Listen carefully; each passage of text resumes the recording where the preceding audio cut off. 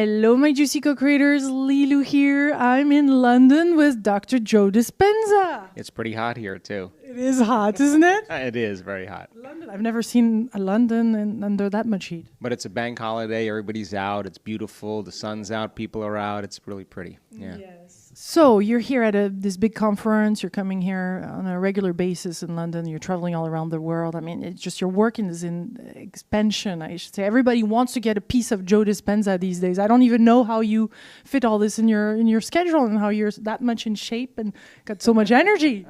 Well, I think with all the great testimonials and all the great results we're getting, I think there's a movement taking place. And if we weren't seeing these kind of results, I probably wouldn't be doing this. But it's inspiring for us to keep the mission going. Yeah.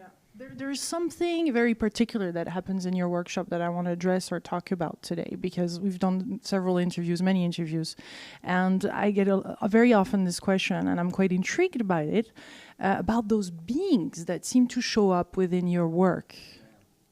Who are they? How long have you been there?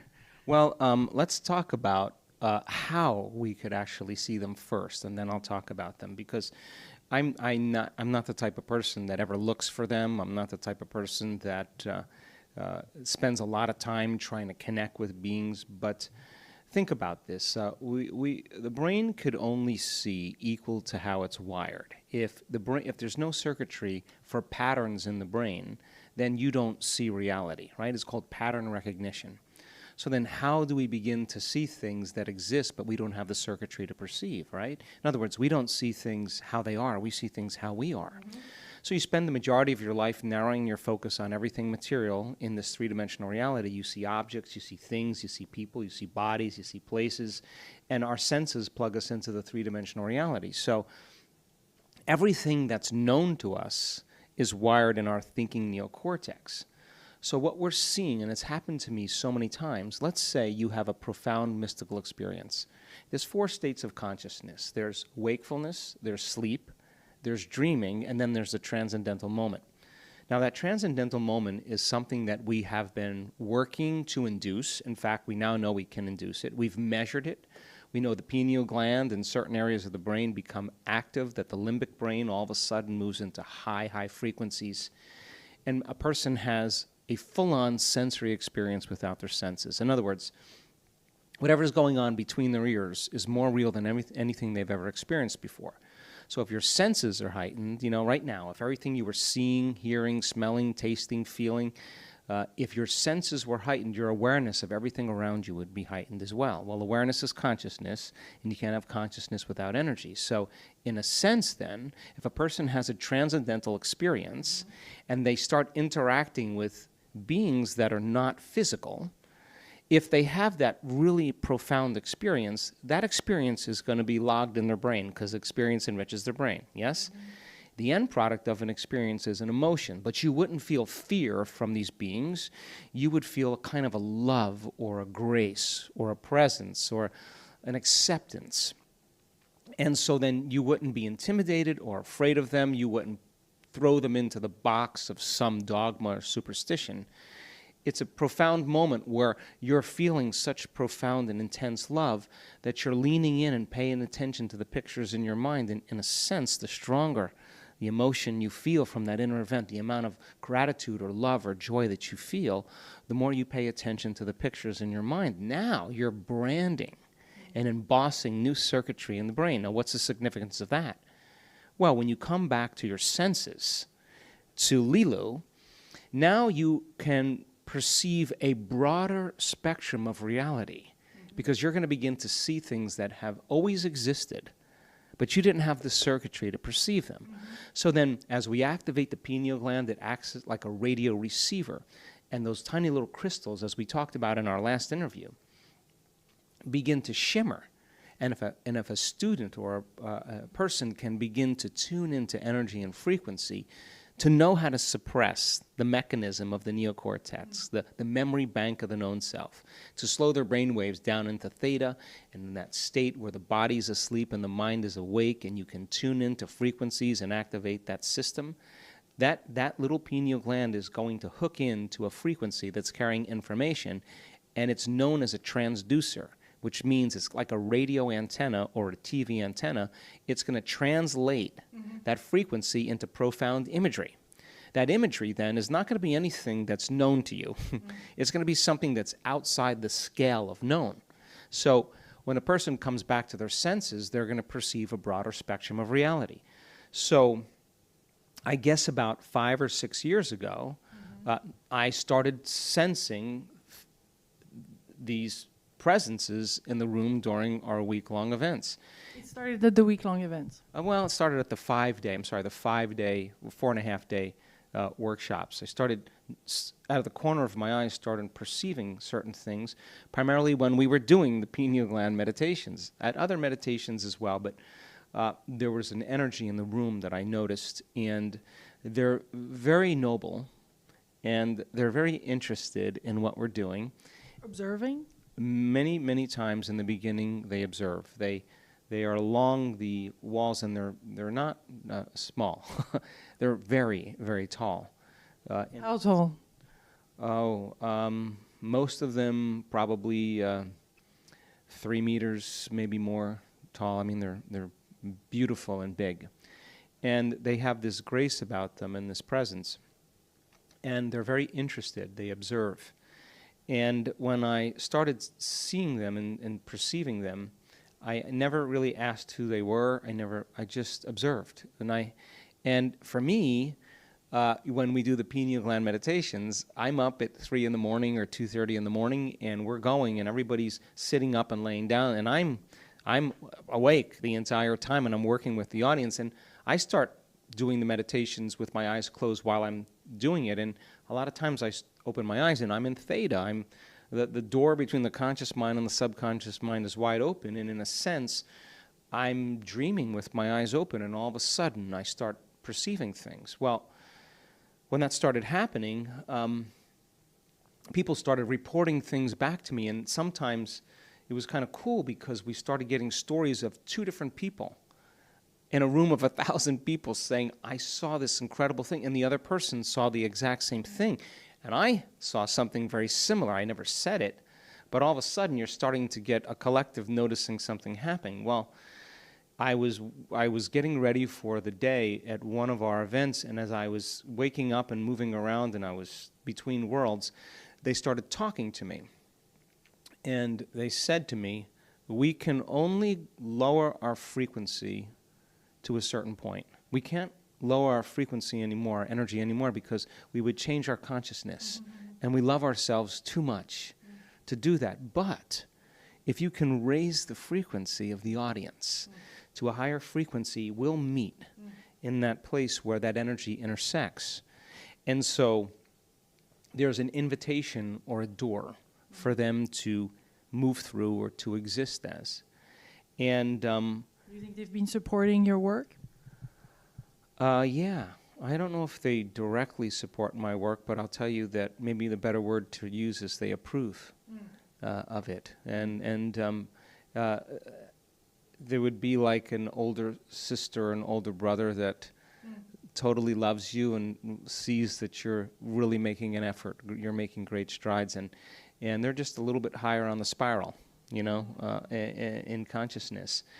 And so now, fast forward to a few years later, I don't want to jinx this, you know, it's kind of funny because I don't really talk about it that much, but it's great that you're opening up to this on that weekend because, yeah, I mean, because very interesting. Because I'm more interested in making a new normal, right? And I would be a doubter if I didn't have those experiences. But now what's happening is that, and this happens kind of wild and inconsistent, and maybe we'll play a couple testimonials of people who have been healed by them, and they are sometimes very aggressive. I mean, very aggressive. Though, in one story, a woman had a severe problem with her hip and her knee, and while she was in the middle of a healing, this being grabbed her leg and shook it really hard, and kept shaking it until it released. And she was yelling in her mind, hey, do you know that hurts? And just kept working it until finally it broke loose. And so I don't know how that happens, but the important point is that it is so real to the person, and that person's leg is up in the air, by the way, while this is going on. Whether it's real or not, if it's the person experiencing it in a lucid state, that it seems so real, then it is real. And the person has a dramatic change in their health. So just because we can't see something with our eyes doesn't mean it doesn't exist. You know, that in fact, this is happening more and more in our work. And what's happening, which is really cool, is that, and we've measured the energy in the room, as you know, so many times in our advanced events, that we are now have a kind of a momentum that's going on. Yeah, like, because the energy must have increased because you're getting better at sharing. I mean, your voice, your tonalities, how you put this, even the music and the surround sound system, everything is contributing, and the intensity of the people participating. I hear that more than 50% of each workshop have already attended a workshop. So that means you have a huge repeat, which the energy must increase each time. Yeah. So we have right now, we just did the statistics on this. It fluctuates. You know, sometimes it's 50% are people that are first timers, and 50% of people that are just love. You know, they may have come 6 months ago or whatever, and they heard we're doing new things. And because our week-long events are always changing, the one we'll do in Niagara Falls next month will be very different than the one we've done just in Portland, Oregon, or Cancun. But it's super cool because there's a momentum that's taking place, and it used to be like the second or third day where people start breaking through. Now people are breaking through the first day, and now we got a lot of time to do a lot of cool things. And we are actually teaching our student body how to create the very energy in the room for the mystical, to create the very energy in the room for miracles, to create the very energy, to bring that energy to life with our awareness that heals. Because we are going to use that at the end of the week. So we practice all this open focus we've done, become aware of the space, of the room and space. Well, why have we been doing that? Because if we get good at this, then if you're not your body, you're just the awareness of you, and I got 1,500 people tuning into the energy that heals, in that energy, in that space of the room, and they're filling that room. That energy exists, but we have to bring it to life by paying attention to it or becoming aware of it. Just like you have a nose, and if you don't put any attention on it, it doesn't exist for you, but it's always been there. The moment you become aware of it, it exists for you. Well, the quantum field is the same exact way. So we're teaching... And beings too. Of course, because there's a frequency that's consistent with the mystical. And they're actually entering through that portal, through that... You didn't ask them to come. I know, well, some now more, but I invite them, but... You do. I always invite them, yes, but I don't need to invite them. So now we are seeing, as an example with our healings, we just did an evaluation. We have a physician that's part of our team, and she's been collecting data with a few other of my leaders. And now we have 80% of the people that come to our events either have a mild, a moderate, or significant change in their health. And when I say significant, I mean complete remission. Now, 30% has a complete remission of a condition in 1 week. Now, that's a pretty good statistic, right? So how it happens, whether there's an interdimensional being that decides to appear and shake someone's leg or do something with that person, the important point is that the person is experiencing something outside of their known neurological network. Yeah. And when they come back to reality, how it happened to them is incidental. The major thing we see, Lilu, is how people feel. Right. In other words, people have a healing, and they're never saying, oh, I was blind and I can see, or I was deaf and I can hear. They spend 10 minutes going, I feel so amazing, I feel so whole, I feel so pure, I've never felt love like this in my life. They're talking, and by the way, yeah, I was deaf and now I can hear. You know, that's, or I was blind and I can see that. You know, oh yeah, let me just tell you what happens to my body as a result of it. So now all of a sudden it's not so much about the healing, right? It's about the emotional healing that takes place that actually is what's signaling the gene in the first place. So yeah, they are But are they actually? Did they change? Did the group got bigger? They're more and more loving, or actually, is there a way too that they could be changing? I mean, their energy could change and they could take over, or is that not at all that kind of group? These beings are not at all like that. They're not at all like that. These beings are benevolent. They are beautiful. They are graceful. They are noble. They're beautiful, and you wouldn't want to tell them what to do. You wouldn't want to request anything from them. They move with such beauty and grace, and they're interested in certain people at certain times, and they know when it's the right time. So then you go to your physician the next day and you say, yeah, I had all these problems, and yeah, this interdimensional being did this thing to me, and I don't know, and now I'm better. Yeah, doctor doesn't care. All he cares about is you're better, right? And so whatever's happening in that world between wakefulness and sleep, in that transcendental moment, is the most important thing for the person. So they come back to life. They come back to their world, and now they're in a new body.